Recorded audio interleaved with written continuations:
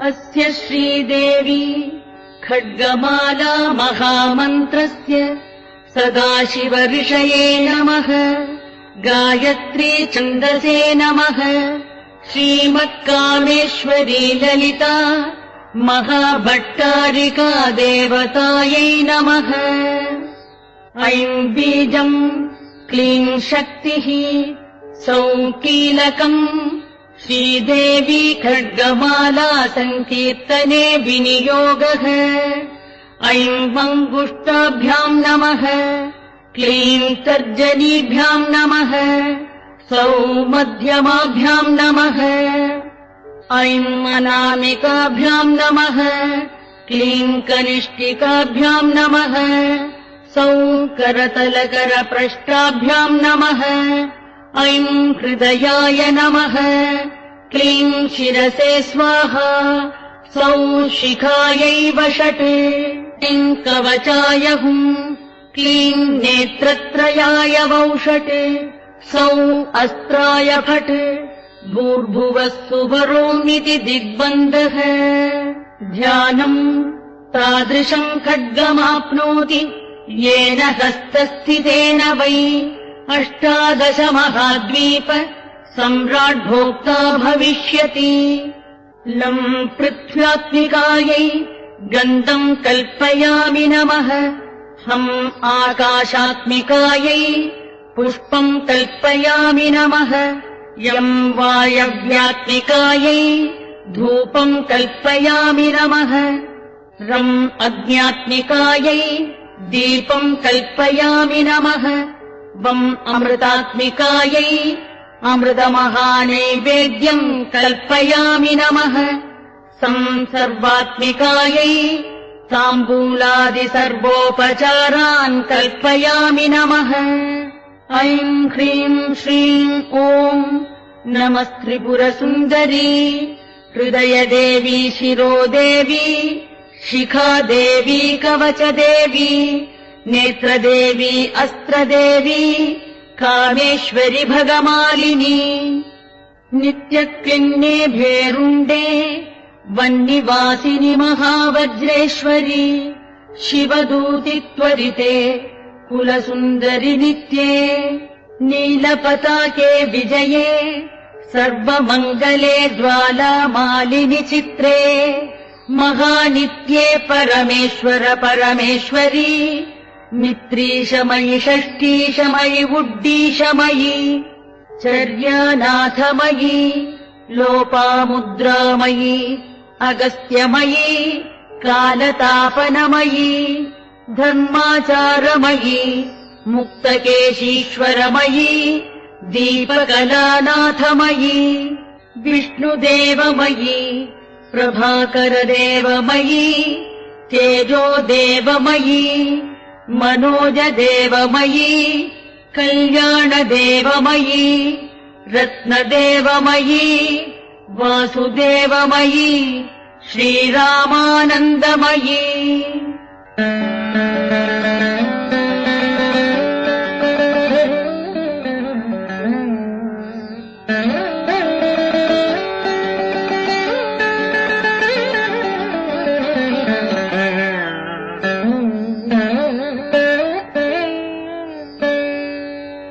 अणिमा सिद्धे लघिमा सिद्धे महिमा सिद्धे ईशित्व सिद्धे वशित्व सिद्धे प्राकाम्य सिद्धे भुक्ति सिद्धे इच्छा सिद्धे प्राप्ति सिद्धे सर्वकाम सिद्धे।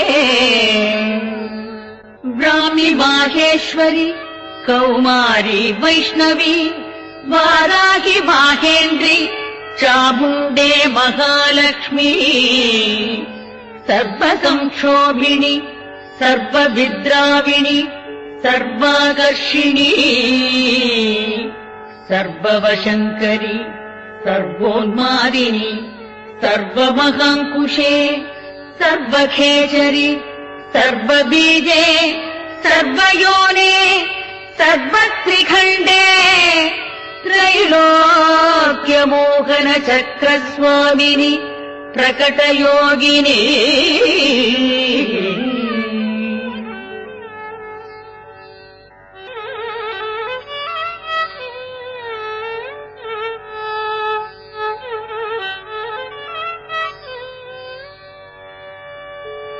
कामाकर्षणि बुद्ध्याकर्षणि अहङ्काराकर्षणि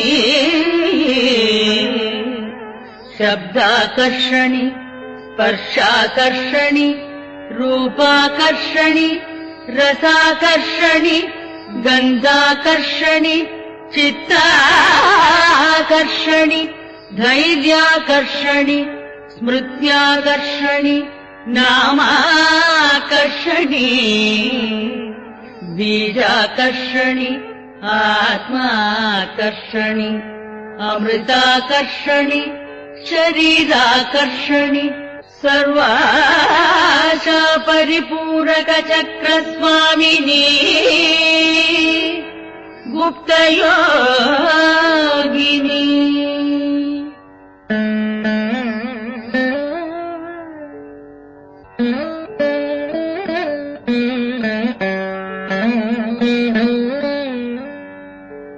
अनङ्गकुसुमे अनङ्गमेखले अनङ्गमदने अनङ्गमदनातुरे अनङ्गरेखे अनङ्गवेगिनी अनङ्गाङ्कुशे अनङ्गमालिनी सर्वसंक्षोभण चक्रस्वामिनि गुप्ततरयोगिनी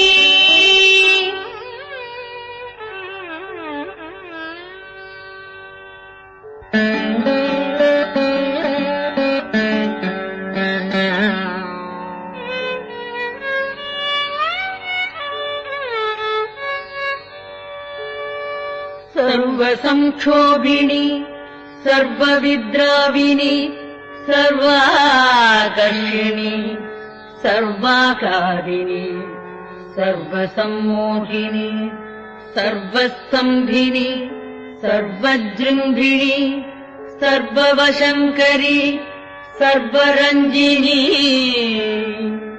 सर्वोन्मादिनी सर्वार्थसाधिनी सर्वसम्पत्तिपूरणी सर्वमन्त्रमयी सर्वद्वन्द्वक्षयङ्करी सर्वसौभाग्यदायक चक्रस्वामिनी सम्प्रदाययोगिनी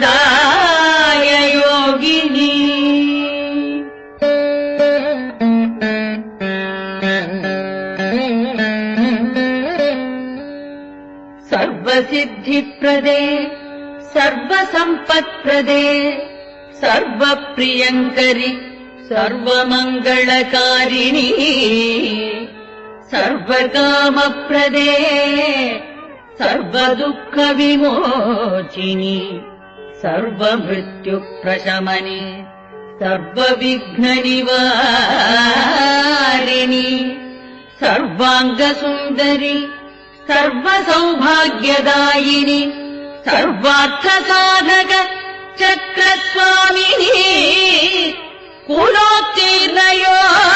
कुलोत्तीर्णयोगिनी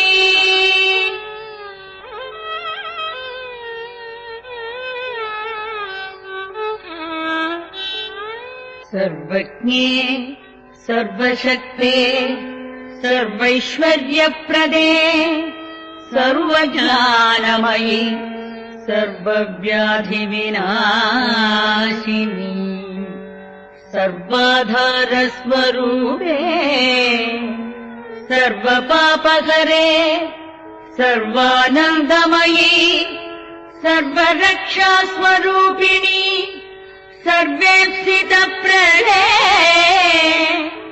सर्वरक्षाकरचक्रस्वामिनि निगर्भयोगिनी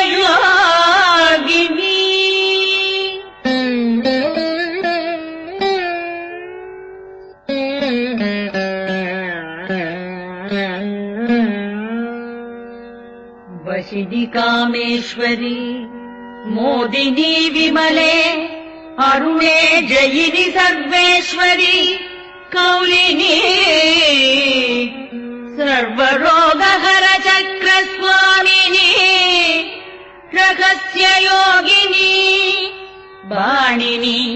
चापिनी पाशिनी अंकुशिनी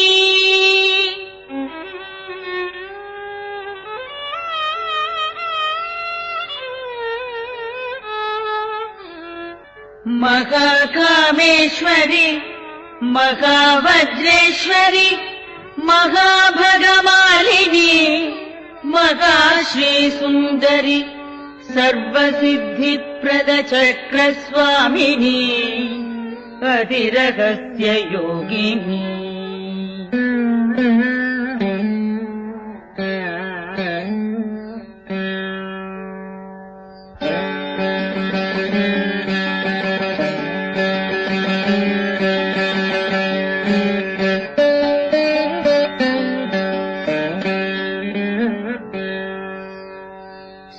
श्री महाभट्टारिके सर्वानन्दमय चक्रस्वामिनी परापर रहस्य योगिनी त्रिपुरे त्रिपुरेशी त्रिपुरसुन्दरी त्रिपुरवासिनी त्रिपुराश्रीः त्रिपुरमालिनी त्रिपुरासिद्धे त्रिपुराम्ब महात्रिपुरसुन्दरी महामहेश्वरी महामहाराज्ञी महामहाशक्ते महामहागुप्ते महामहाज्ञप्ते महामहानन्दे महामहास्पन्दे महामहाशये महामहा श्रीचक्रनगर सम्राज्ञी नमस्ते नमस्ते नमस्ते स्वाहा श्रीं क्रीं ऐं ॐ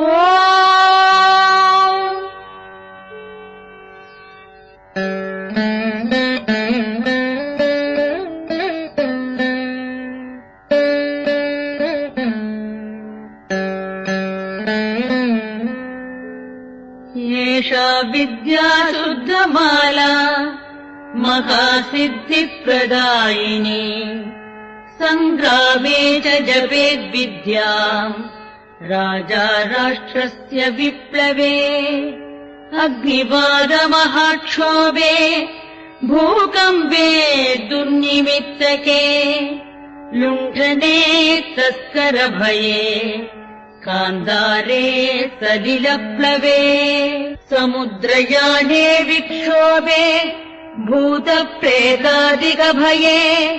अपस्मारज्वरव्याधि मृत्युक्षामादिजे भये शाकिनी पूतनायक्ष रक्षकूष्माण्डजे भये मित्रभेदे गृहभये व्यसनेष्वाभिचारिके अन्येष्वपि च दोषेषु मालामन्त्रम् स्मरेन्नरः सर्वोपद्रवनिर्मुक्तः साक्षात् शिवमयो भवेत् आपत्काले नित्यपूजाम् विस्तारात् कर्तुमारभेत् एकवारम् जपध्यानम् सर्वपूजाफलम् लभेत् नवावरणदेवीनाम् ललितायामहौजसः एकत्र गणनारूपो वेदवेदाङ्गगोचरः